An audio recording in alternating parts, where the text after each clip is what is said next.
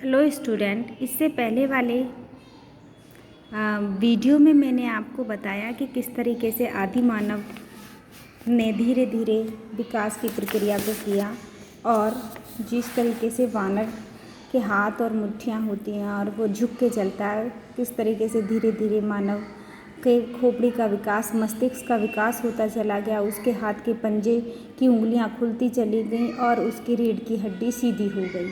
इससे क्या हुआ कि आधुनिक मानव के मस्तिष्क के विकास के साथ नए तकनीकी का प्रयोग मानव ने करना स्टार्ट कर दिया। अब एक बात ये आती है कि आर्कोलॉजिस्ट और साइंटिस्ट इस बात को मानते हैं कि क्या मैंने आपको पहले बताया है कि इथोपिया और तंजानिया और कीनिया के इस क्षेत्र में जो फर्स्ट ऑस्ट्रोपैलेथिकस मानव मिला, जिसे आधुनिक मानव की शुरुआत कह सकते हैं। और कुछ इतिहासकारों का, आर्कोलॉजिस्ट का और साइंटिस्ट का मानना यही है कि विश्व में सर्वप्रथम मानव की उत्पत्ति यहाँ से हुई और इसी मानव ने धीरे धीरे संपूर्ण विश्व पर धीरे धीरे अपना कब्जा कर लिया। एक चीज़ बात आप कल्पना करके देखिए कि क्या मानव यहाँ था, यहाँ से जिसने पूरे विश्व के देशों में, क्योंकि आज अगर हम देखें वर्तमान में तो सभी देशों में जितने भी आप ये मैप देख रहे हैं और देश देख रहे हैं उनमें सभी में मानव है। और उन मानवों की बनावट, उनकी शरीर की संरचना, उनके बोलने का तरीका अलग अलग है। तो ये बात कहाँ तक सही है कि क्या इथोपिया के मानव ने ही संपूर्ण विश्व में अपने आप को फैलाया और धीरे धीरे उन्होंने अपनी सभ्यता और संस्कृति का विस्तार कर लिया। एक चीज़, दो थ्योरी दी जाती हैं इसमें। एक है क्षेत्रीय निरंतरता मॉडल, कंटिन्यूटी मॉडल, और रिप्लेसमेंट मॉडल। कंटिन्यूटी मॉडल आप जो प्रतिस्थापन मॉडल है, जिसे हम रिप्लेसमेंट मॉडल कहते हैं। रिप्लेसमेंट मॉडल का मतलब ये है कि अफ्रीका के इस क्षेत्र में मानव हुआ और इसने अपने धीरे धीरे सारे यूरोप और एशिया के क्षेत्रों में अपना विस्तार किया। दूसरा है ये क्षेत्रीयता निरंतर मॉडल, जैसे अफ्रीका में यहाँ हुआ और धीरे धीरे ये एशिया पहुँच गया मानव, और यहाँ पर यूरोप पहुँच गया और पूरे विश्व के देशों में इसकी प्रसार हो गया।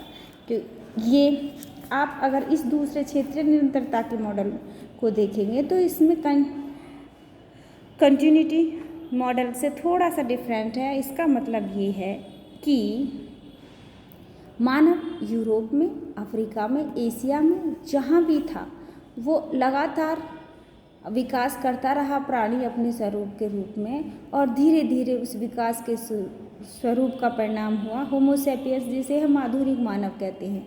और आधुनिक मानव हर क्षेत्र में, माना कि एशिया में यहाँ कहीं प्राणियों का एक विकास रहा होगा और वो धीरे धीरे मानव के रूप में विकसित हो गया। ऑस्ट्रेलिया में कहीं अपने स्टार्टिंग रही होगी प्राणी जगत की और वो धीरे धीरे विकास करते करते करते करते करते इसका मतलब क्रमिक विकास के रूप में मानव का उद्भव हुआ होगा इस क्षेत्र में। और फिर अगर हम अफ्रीका के अमेरिका में देखेंगे तो यहाँ भी प्राणियों का एक निर्मित निरंतर लाखों वर्षों तक विकास चलता रहा होगा और इसका विकास का परिणाम रहा होगा कि यहाँ भी जो है मानव अपना विकास कर आधुनिक मानव के रूप में आए। ये एक इस तरीके का जो क्षेत्रीय निरंतरता मॉडल है कि अलग अलग जगह पर नक्शे में दिखाया अलग अलग प्राणियों का विकास होते होते होते होते आधुनिक मानव के रूप में विकसित हो गए। और यही आधुनिक मानव यूरोप, एशिया बाद में देखो कड़ी की तरह ये यहाँ पर जुड़ गए, एक दूसरे के साथ मिले और इसी मिलने का परिणाम हुआ कि ये सभ्यता और संस्कृति का विकास हुआ।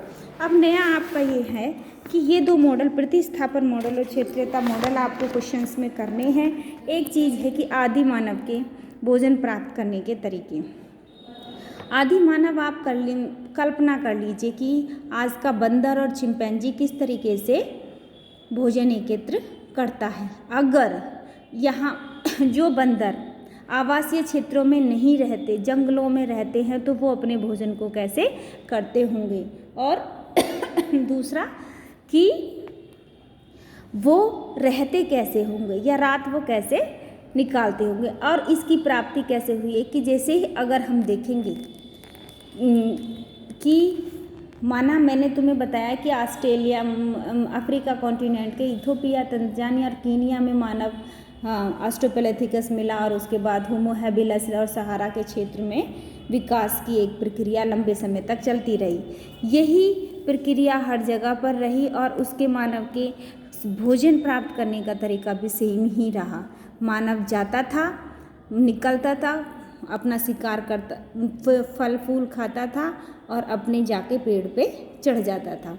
एक डॉक्यूमेंट्री फिल्म देखने का मुझे भी मौका मिला डिस्कवरी पर, जिसमें होमो हैबिलिस मानव के विषय में बताया गया है कि सहारा के क्षेत्रों में उन्हें कैसे वो उस वक्त पर टाइम गुजारते रहते होंगे और कैसे वो अपनी पानी की कमी की पूर्ति करते होंगे।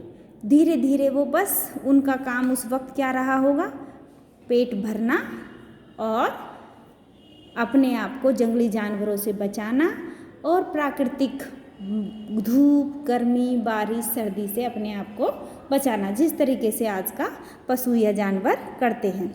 एक चीज़ सबसे अलग डिफरेंट जो मानव में दिखाई देती है पशुओं के, कि उसके मस्तिष्क और सोचने की क्षमता।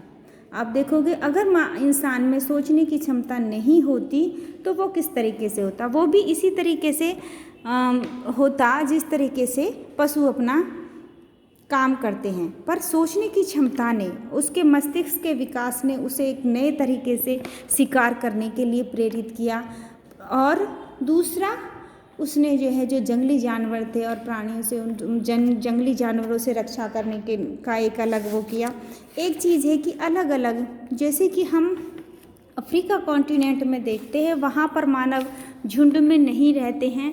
पर यूरोप के जो आदि मानव के बाद जो विकास का एक प्रक्रिया शुरू दिखाई देती है यूरोपीय मानव की, वो शिकार तो करता था पर झुंडों में रहता था। इसका मतलब, और झुंडों का प्रमाण आप कैसे पता लगाएंगे कि झुंडों में रहता था, क्योंकि किसी एक जगह पर बहुत सारी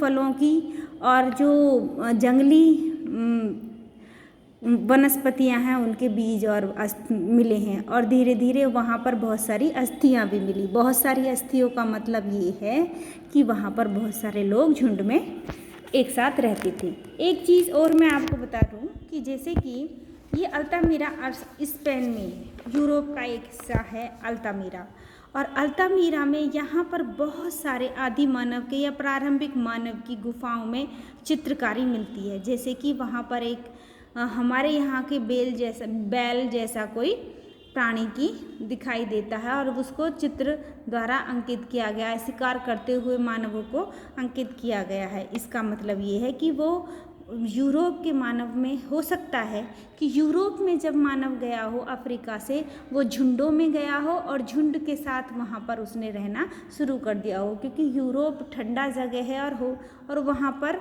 पानी की व्यवस्था उसे अफ्रीका के मुकाबले ज़्यादा रही हो, क्योंकि अफ्रीका सहारा मरुस्थल आज भी गर्म है और उस वक्त भी पानी की कमी रही होगी। तो मानव अफ्रीका से यूरोप में झुंडों के रूप में ऐसे ही निरंतर चलता रहा होगा और यूरोप में उसने अपना स्थायी निवास बना लिया होगा और वहीं पर शिकार करता होगा। स्थायी निवास का मतलब ये नहीं है कि वो मकानों में रहता होगा, किसी गुफा में रह गया, या फिर धीरे धीरे आपने देखा होगा कि आप इस चीज़ को एक देख लीजिए कि आपके इसमें एक टॉपिक भी दिया गया है कि पेड़ों से गुफाओं तक तथा खुले स्थान पर। आपने यहाँ देखा होगा कि देखिए यहाँ पर एक बाड़ा बनाया गया है लकड़ी का, और यहाँ पर प्रॉपर ढंग से, ये तो खैर खुदाई के लिए इस आर्कोलॉजिस्ट वालों ने कोई अपना एक वो बना दिया है कि बाड़ा इसलिए बना दिया गया कि आने वाले जो आर्कोलॉजिस्ट हैं वो इस क्षेत्र की खुदाई कर सके। यहाँ पर सर्वप्रथम जो है मानव के संकेत या बहुत सारी हड्डियाँ, ये औजार जिसे हम कहते हैं कि अस्थियाँ, और अस्थियों से स्टार्टिंग में अस्थियों और पत्थरों से ही मानव ने औजार बनाया, और ये औजार यहाँ पर प्रारंभिक औजार मिले हैं। और ये क्षेत्र कौन सा है, ये बाड़ा तो आर्कोलॉजिस्ट ने सुरक्षा की दृष्टि से इसलिए बनाया कि आने वाले आर्कोलॉजिस्ट इस चीज़ को बार बार यहाँ की खुदाई कर सके और वैसी चीज़ें जो वो शायद प्राप्त नहीं कर पाए, आने वाले आर्कोलॉजिस्ट उसको प्राप्त कर पाएँ। एक चीज़ आपको यहाँ देखने को मिलेगी कि ये वाला एक है कि किस तरीके से मानव पेड़ों पर रहता है, पेड़ों पर होमोनिड, पेड़ों पर भी उल्लू भी रहता है, पशु पक्षी भी रहते हैं। और धीरे धीरे मानव अपना नीचे आया और उसने जो है अपने एक दूसरे के साथ उसने अपनी रक्षा करने के लिए पत्थर तोड़े और जंगली जानवरों से उसे पत्थरों से औजार बनाए तीखे नोक वाले और उनको मारना शुरू किया पत्थर के औजारों से। एक तो उसे जंगली जानवरों से रक्षा, औजार का मतलब है कि पत्थर की छोटे छोटे नुकीले काट काट के उसको तोड़ा और जिसमें नोक निकल गई और उसको जो है औजार की तरह यूज़ किया। अगर कोई जंगली जानवर आता है तो वो उस अटैक करके उस पत्थर को फेंक के उसके अपने प्राणों की रक्षा कर सकता है। और दूसरे उस मरे हुए जानवर से कच्चा मांस भी ले सकता है और उस कच्चे मांस को वो कई दिनों तक खा भी सकता है। तो उसकी एक तो प्राणियों से रक्षा हुई और दूसरे उसके भोजन का भी एक साधन बना। इस वक्त तक आदि मानव के होमो हैबिलस मानव आग जलाना या कोई ऐसा स्थायी निवास नहीं जानता था। होमो सैपियंस द्वारा ही अब स्थायी निवास की शुरुआत हुई। धीरे धीरे जो है एक स्थान से दूसरे स्थान तक रहने लगे और जहाँ पर पानी की व्यवस्था हुई और जहाँ पर बहुत सारी गुफाएं थी, गुफाओं में आदमी ने रहना स्टार्ट किया। पानी की व्यवस्था जो पास में अगर कोई नदी है तो उस नदी से पानी की व्यवस्था हो सके, क्योंकि पानी बिना भी जो है जीवन संभव नहीं है। इसलिए उसने जो है फिर अपनी सुरक्षा के लिए उसने औजार बनाना शुरू किया और धीरे धीरे एक आग की आविष्कार हो गया। और इस आग ने एक तरफ तो उसे सर्दी में बचने के लिए, जंगली जानवरों से रक्षा करने के लिए और कच्चे मांस को पका मांस बनाने के लिए। आपने आदि मानव या पुरातात्विक आदि मानव की स्टोरीज़ को बाद में पहले भी 6ठी 7वीं के इतिहास में सुना होगा। और मैंने आपसे पहले ही कहा है कि चाहे वो भारत का आदि मानव हो या भारत में मानव का विकास की एक प्रक्रिया रही हो या वैश्विक स्तर पर, सभी जगह मानवों के विकास की प्रक्रिया सेम ही रही है। वो गुफाओं में रहता था, पानी के पास रहता था, शिकार करता था, जंगली जानवरों के कच्चे मांस को खाता था और जंगली फलों को खाता था। और स्टार्टिंग उसने पत्थर के औजारों और हड्डियों के यूज़ करना सीखा था और उसके बाद उसने जो है धीरे धीरे आग का आविष्कार किया। इसके बाद आपके इसमें दिया गया है कि देखिए आप छोटे छोटे औजार यहाँ पर दिए गए हैं जो पत्थर से बनाए गए हैं। और भारतीय इसको तो पूरा पाषाण काल, मध्य पाषाण काल और नव पाषाण काल के इसमें 3 भागों में बांटा गया और ये वैश्विक स्तर पर ही है। पूरा पाषाण काल का जो मानव औजार या पत्थरों से बनाया जाता था वो सिर्फ पत्थर, सिंपल पत्थर हैं और उन्हें तोड़कर नुकीला बना दिया जाता था।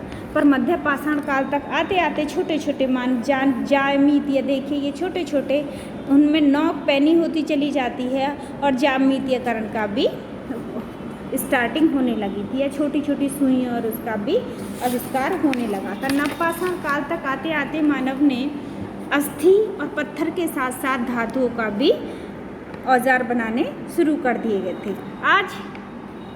अब इसके बाद मैं आपको एक नया टॉपिक बताऊंगी कल कि किस तरीके से भाषा कला ने, किस तरीके से मानव ने स्थायी निवास किया और स्थायी निवास ने सामाजिकरण की प्रक्रिया को किया और संप्रेषण और भाषा और भावनाओं की विकास की एक लंबी प्रक्रिया चली। ये आपको मैं आपके नेक्स्ट वीडियो में